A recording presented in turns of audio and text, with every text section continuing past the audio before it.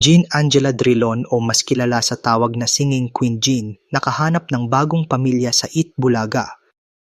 Pero bago po ang lahat, kung ikaw nga ay isang legit Dabarkads at gusto mo palaging updated sa ganap ng ating mga paboritong Itbulaga Dabarkads, mangyari lang mag-subscribe sa aking channel dahil sagot ko na ang kwentuhan. Maraming salamat po.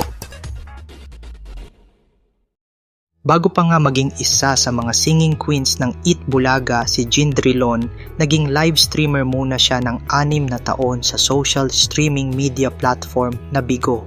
At sa katunayan, siya ang kauna-unahang official Bigo host dito sa Pilipinas. Matapos nga ang 6 na taon, iniwan na ni Jean Drilon ang pagiging live streamer upang humanap naman ng ibang oportunidad sa labas ng virtual world.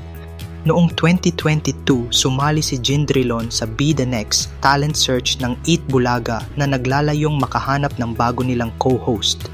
Hindi pinalad na makapasok si Jean sa top 17 at dito nga sa competition na ito itinanghal na grand winner ang ngayon ay Dabarkads ng si Karen Aistrup. Noong taong 2023 naman, sumali si Jean Drilon sa The Clash, Philippine television reality talent show na pinapalabas sa GMA Network. Umabot si Jean Drilon hanggang sa top 9 ng competition. Na-eliminate siya sa top 9 pero nabigyan naman siya ng isa pang pagkakataon upang muling lumaban sa wildcard round o ang tinatawag na clashback. Ngunit hindi pa rin pinalad si Jean Drilon na umabante sa susunod na round. Gayunpaman, hindi naman nawalan ng pag-asa si Jean sa pagsali sa iba pang mga singing competition dahil naging maganda naman ang resulta ng kanyang unang pagtungtong sa entablado ng singing contest sa telebisyon. Matapos na ang The Clash, sinubukan naman ni Jean Drilon ang kanyang kapalaran sa singing competition ng Itbulaga sa TV5 na Sing It. Pinalad si Jean Drilon na makapasok at maging grand finalist. Kasama niya rito ang kapwa singing queens na sina Ann Ferrer at Eunice Janine na kalaunan ay tinanghal na Sing It Grand Winner.